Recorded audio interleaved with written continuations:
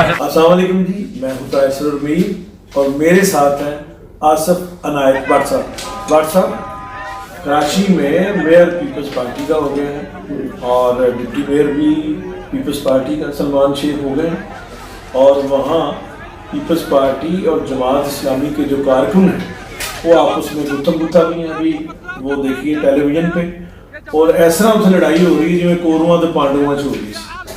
ماضی میں بھی تو پیپلز پارٹی اور جماعت اسلامی جو ہے وہ گتھم گتھا ہوتی رہی ہیں، اور حافظ نعیم الرحمان صاحب نے 160 ووٹ لیے ہیں، اور انہوں نے یہ کہہ دیا ہے کہ کل 160 ووٹ، اور انہوں نے کہہ دیا کہ 16 جون کو یعنی کل پورے ملک میں ہڑتال ہوگی۔ تو تسی اس جو احتجاج ہوگا پیپلز پارٹی کے خلاف بریانی سپلائی کرو گے؟ جماعت اسلامی کے برقرار جو چودھری شجاعت نے بریانی دیتی سی شروع سے، سیاست نہیں ریاست۔ میر صاحب یہ جو الیکشن ہے کراچی، یہ جو الیکشن ہے کراچی کا، یہ جس دن سے شروع ہوا ہے اس دن سے دھاندلی کی آواز جماعت اسلامی کی طرف سے آ رہی ہے۔ ہاں جی، اس دن سے پیپلز پارٹی کے مخالفین یہی بات کر رہے ہیں۔ بالکل میں سمجھتا ہوں کہ اگر دھاندلی کی کوئی شکایت ہے تو پہلا فیز جو ہے نا وہ اس کو کمپلیٹ ہونا چاہیے۔ ٹھیک، اگر وہ کلیئر ہوا تو یہ آگے بڑھے گا۔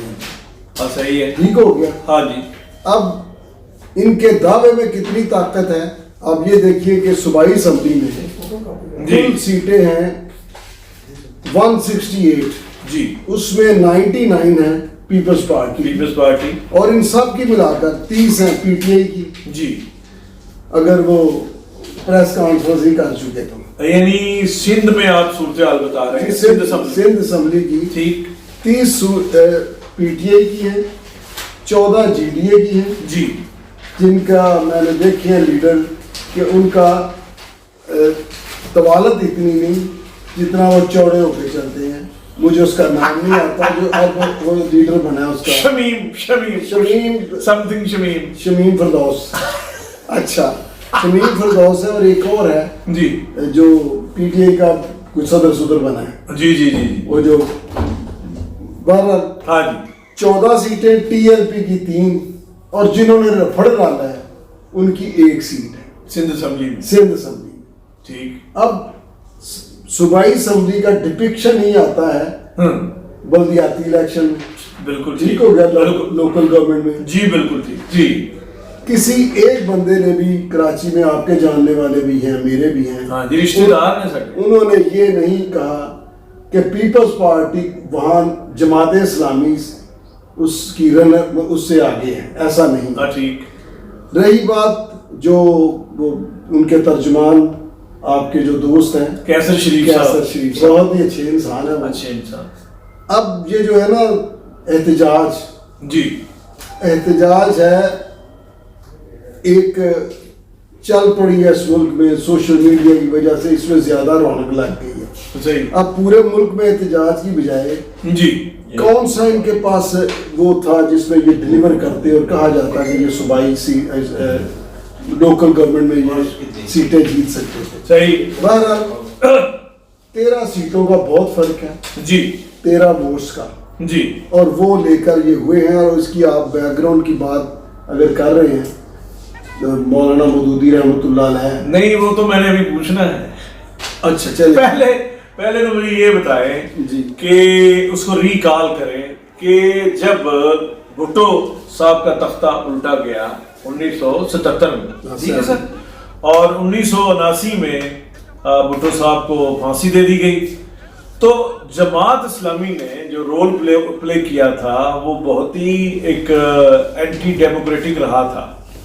جماعت اسلامی کا رول جو ہے تاریخی طور پر اینٹی ڈیموکریٹک رہا ہے۔ پھر ضیاء الحق کے زمانے میں یاد ہے آپ کو کہ جماعت اسلامی کو جنرل پالیٹکس میں اور کالجز میں جمعیت کو بی ٹیم کہا گیا تھا ضیاء الحق کی رجیم کا۔ تو خیر سیاست اس سے آگے بڑھی، اور اگر پیچھے جائیں تو آپ کو یاد ہوگا کہ ایک دفعہ زیڈ بھٹو اشرا میں گئے تھے مولانا مودودی کے پاس، اور جیالے یہ پھر گانا گاتے تھے میرا کلیاں نہیں لگتا دل وے مینوں اچھرے موڑ تے ملے ہوئے. بالکل. تو اس کی اس بیک گراؤنڈ پہ بھی تھوڑی روشنی ڈال دیں جو آج کے ہمارے سوشل میڈیا ایکٹیوسٹ ہیں اور سیاست میں جو کہتے ہیں کہ اب کام پہلی دفعہ ہوا ہے. ونس کون ہے؟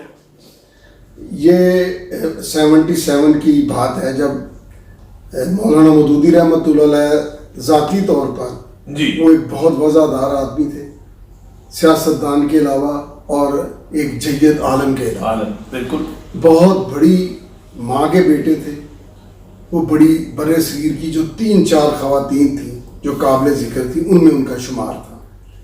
تو گریٹ بھٹو، میں ان کو گریٹ بھٹو کہتا ہوں. بالکل ٹھیک صحیح. کیونکہ آگے بھٹوز نے ڈلیور کیا نا، سیاست میں سروائیو کیا، انہوں نے سیاست میں جانے دی. تو great Bhutto the first Bhutto, Shahnawaz Bhutto صاحب کے بعد، اب سر شاہنواز بھٹو کے بعد. بھٹو صاحب نے مولانا سے ملاقات کی ان کے یہ جو منصورہ نہیں اچھرا میں اس وقت ہوتا تھا، منصورہ بعد میں اچھرا میں ملاقات کی. تو جمعیت کے جو نوجوان تھے، طلباء تھے، انہوں نے وہاں پر ہنگامہ رہی اور سارا جو کرنا ہوتا ہے ایجیٹیشن یا جو بھی انہوں نے کرنا چاہا، تو مولانا نے سختی سے ان کو روکا. مولانا مودودی نے انہوں نے روکا. بھٹو صاحب کی ملاقات ہوئی، بھٹو صاحب وہاں سے چلے گئے. وہ اب بات یہ ہے کہ مولانا مودودی صاحب جیسے قد کاٹ کی شخصیت جماعت اسلامی میں موجود نہیں ہے. کیونکہ وہ ایک نظریہ رکھتے تھے. اس نظریے کو آگے اگر کوئی کہا جائے کہ جناب آج بھی وہ نظریہ ہے، تو درمیان میں قاضی حسین احمد صاحب بھی آئے ہیں جنہوں نے پیپلز پارٹی کی سیاست کو اپنایا، عوامیت کو اپنایا. انہوں نے کہا ظالموں قاضی آ رہا ہے، اس طرح کے کام ہوتے رہے. اب پلٹ کے پھر سراج صاحب آئے ہیں. میں ذاتی طور پر ان کا بڑا متاثر ہوں اس حوالے سے کہ وہ ایک نیٹ اینڈ کلین آدمی ہے. لیکن میں سمجھتا ہوں سیاسی حوالے سے بندے کو آنیسٹ ہونا چاہیے. یہ جو کام پچھلے دنوں ایک سیاستدان نے پکڑا ہوا تھا کہ فلانا چور تو فلانا چور، اب یہ سب کوئی چور کہہ رہے ہیں سراج صاحب. تو ہم آتے ہیں کراچی کے انتخابات میں، یہ روزے روشن کی طرح ہے. اور ڈاکٹر صاحب ایک سوال بھی لے لیں کہ جو مرتضیٰ وہاب ہیں انہوں نے کہا ہے، سب سیاسی جماعتوں کو کہا ہے، سب سٹیک ہولڈرز کو کہا ہے کہ آئیں مل کر اکٹھے کام کرتے ہیں. تو یہ جماعت اسلامی وہاں کراچی کی حد تک، اور کراچی میں تو بہت کام جو ہے کام دکھایا گیا ہے، اب وہاں کام کرنا ہے. تو یہ کیوں نہیں جماعت اسلامی اور پیپلز پارٹی مل جاتے سگند اور سمن کی طرح؟ ابھی سعید غنی صاحب کی میں تقریر سن رہا تھا، انہوں نے کہا کہ چیئرمین بلاول بھٹو نے میسج دیا ہے کہ ہر سٹیک ہولڈر کو ساتھ لے کر چلے. کراچی کے مسائل بہت بڑے ہیں. کراچی پہلے ہی دکھوں میں گھرا پڑا ہے، تو کراچی کے مسائل کو حل کرنا ہے. انہوں نے سوال کیا آگے، ایکسپلین نے مطلب وہ اس کو تشریح مانگی کہ جناب پی ٹی آئی کو بھی، انہوں نے کہا پی ٹی آئی کو بھی چاہے کسی کی ایک سیٹ ہے اس کو بھی آپ آن بورڈ لیں، کیونکہ اب کراچی کے مسائل حل کرنے ہیں، ان لوگوں کو دکھوں سے نکالنا ہے. وہاں بہت مسائل ہیں. تو میں سمجھتا ہوں کہ یہ احتجاج سے معاملہ خراب ہوگا، کراچی کے لوگ خوار ہوں گے. اب کراچی کے مسائل کو حل کرنے کے لیے یہ سب کو اکٹھا ہونا چاہیے. یہ میری اپنی ایز اے پاکستانی تجویز ہے. اور یہ جو کہا جاتا ہے کہ کراچی بزنس کا ہب ہے، ٹیکس کا ہب ہے، وہ ٹیکس کا ہب جس صورت میں ہے وہ مجھ سے بہتر کم از کم اس پر روشنی ڈالیں ذرا، تھوڑا کریں ذرا اس میں کراچی کسٹم نکال لیا جائے نا تو ہابو کو مک جاتی ہے. اور یہ صرف اس حوالے سے ہے.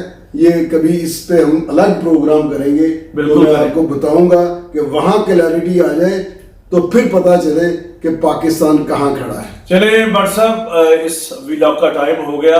آپ نے بڑی اچھی طرح سمرائز کر دیا کہ سب کو مل کے کراچی میں کام کرنا ہے. کراچی کے دکھوں کا، وہاں کے رہنے والے بہن بھائیوں کے دکھوں کا مداوع کرنا ہے.